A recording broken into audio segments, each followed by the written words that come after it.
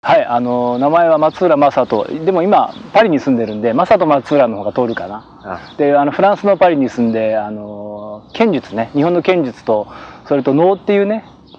中世の芸能非常に近いものがあるんですけどね、その2つを研鑽しながら、教えたりワークショップしたり講演したりしてねものです。で今回ねスーダンの日本大使館にねお招きいただいてこっちで講演する機会があってきました。しかし冬だっていうけど暑いよね。そうね、イスラムの国でねヌビア王国っていうのかな、その古代のね王国になったところで、はい、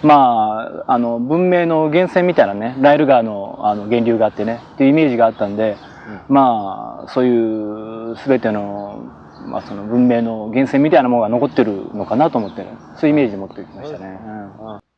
剣術は何ですか？剣術っていうのはね、だから剣っていうのは日本の刀ですね。ソードとかセーバーとか英語で言うけど、日本人にとってね刀っていうのはすごい大事な道具で、神器っていうんだけど、すごい神聖な道具でね、それを使って原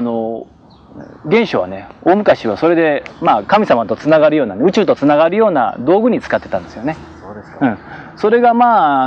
本の場合は戦国時代っていう戦争が長く続いた時間があったんですけどね、はい、そこで人を殺す技として大いに発達したのね。はい、でそれをその戦国時代の終わりぐらいにね剣聖っていうんだけど、聖なるマスターっていうのかな。だから偉大な剣術家たちがねその人を殺す技をもう人を生かす、もう戦争をやめたいと、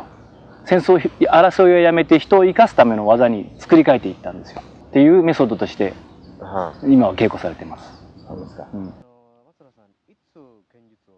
始めました。剣術自体はね私は20代の初めぐらいかな。はい、だからですから30年ぐらい。そうですか。すごいですね。続けることだけですよね。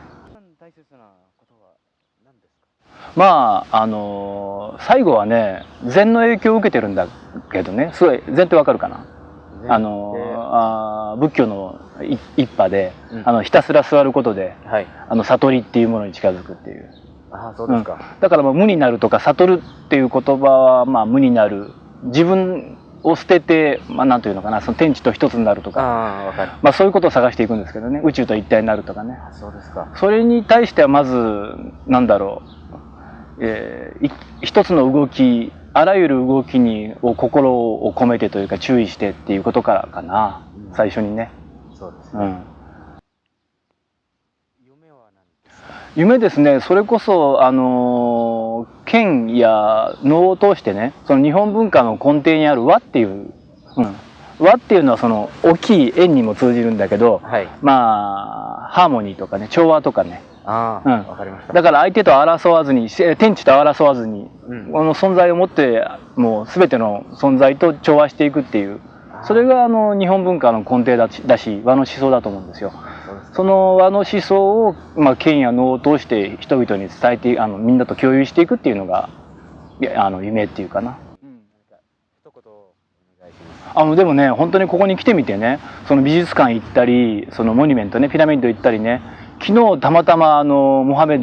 マドの生誕祭でね、はい、お祭り見たんだけど、やっぱりそれこそ私日本の剣や日本文化の源流みたいなものを感じました。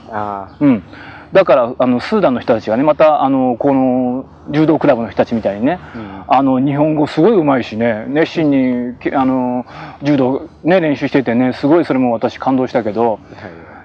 ですからその日本文化の源流みたいなものがあるんで、スーダンの皆さんがねその日本文化に興味を持つって私すごい自然だと思うんですよ。だからねまたその日本文化に取り組んでいただくことで日本人がやるのとまた違ったものを作ってくださってね、それでまた日本人に刺激を与えてね相互に交流していけたらなとか、本当に私も今回来てすごい嬉しかったです。はい、ありがとうございます。ありがとうね。はい、ではありがとうございました。ありがとうございます。また今度ね。